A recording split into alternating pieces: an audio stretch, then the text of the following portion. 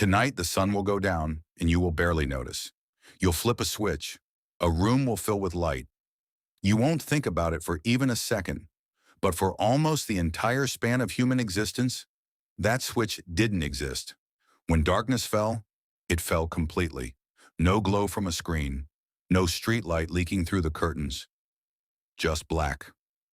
Your ancestors spent close to half of their lives inside that darkness.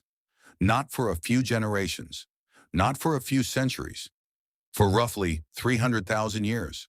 So what were they doing out there, in all those hours of black sky? And why did we build a civilization specifically designed to erase them? Start with fire, because nothing about the human night makes sense without it. The oldest confirmed evidence of controlled fire comes from a cave in South Africa, and it dates back roughly 1,000,000 years. Long before language, before agriculture, before anything we'd recognize as culture, someone learned to keep a flame alive after dark. That single skill rewired the human day. Before fire, we lived like every other primate on the savannah.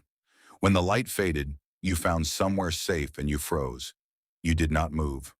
Moving at night was a death sentence because human eyes are almost useless in darkness, and the animals hunting us could see just fine. Leopards, hyenas, wild dogs.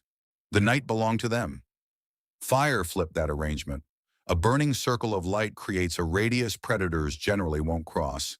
Step outside that circle, and the old rules return. Anthropologists who study modern hunter-gatherer communities have documented exactly this. People who wander from the fire after dark are still, today, at meaningfully higher risk. But fire didn't just keep us alive. It gave us something we'd never had before. Extra time. Think about what a day looked like before flame. Sunrise to sunset, maybe 12 hours in summer, as few as 8 in the depths of winter.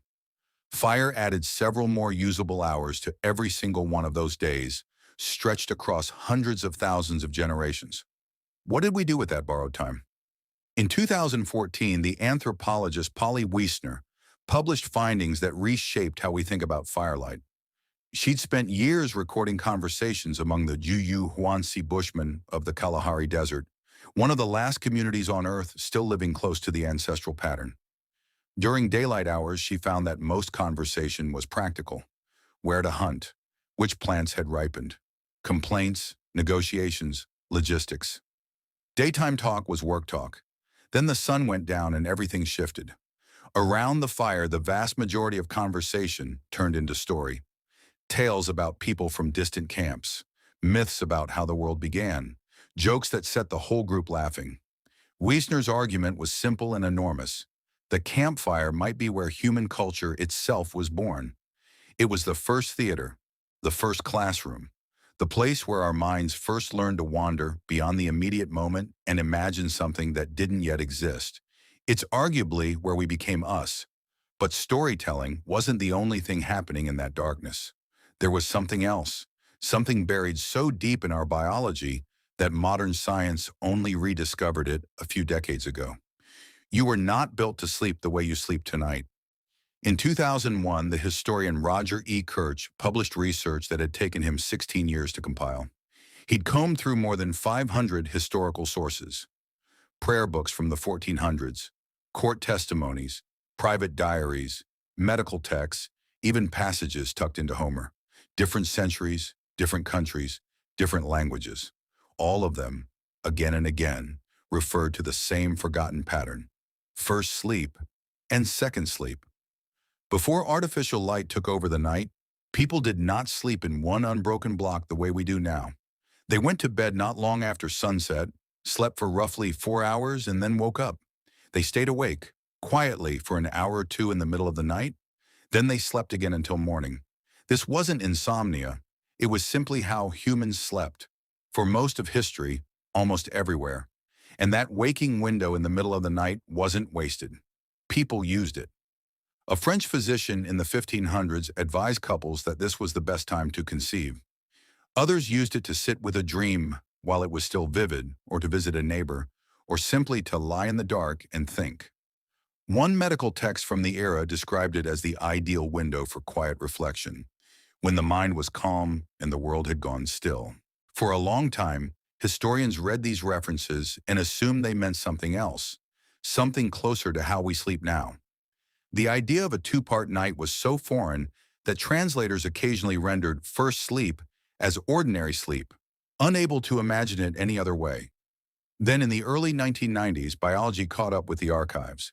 The psychiatrist Thomas Wehr, working at the National Institute of Mental Health, ran an experiment that quietly confirmed what centuries of documents had been saying all along.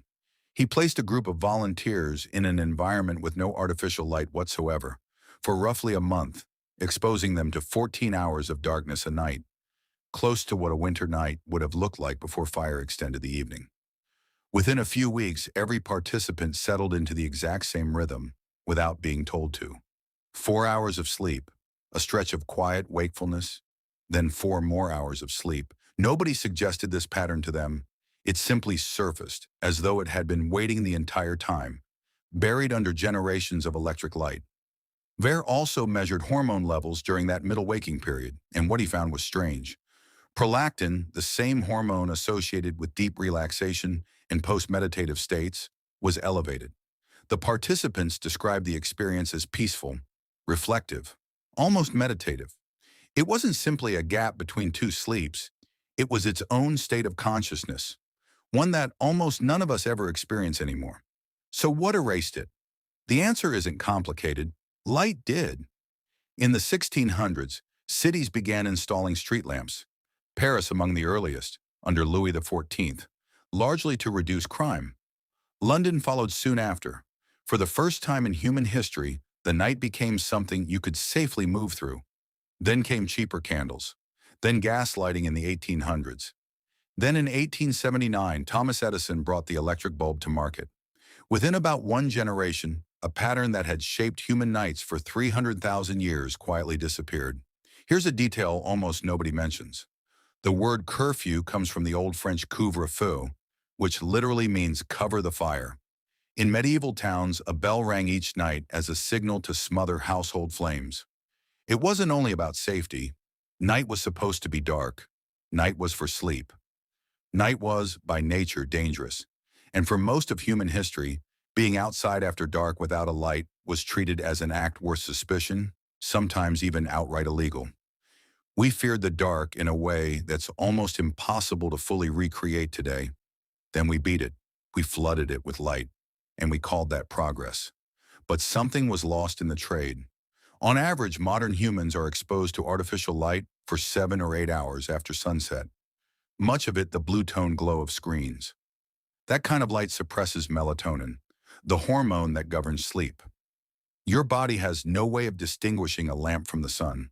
When light hits your retina late at night, your brain reads it as daytime. Melatonin gets delayed. Sleep gets fragmented. A rhythm that took millions of years to build gets quietly disrupted night after night. Interestingly, it doesn't take much to bring it back. Researchers have found that people who spend just a week camping without any artificial light will see their melatonin timing shift by close to 2 hours, resetting closer to sunset instead of hours after it. That's the entire weight of that ancient programming, ready to reassert itself the moment we stop overriding it. We didn't just change our bedtime. We deleted an entire phase of human consciousness.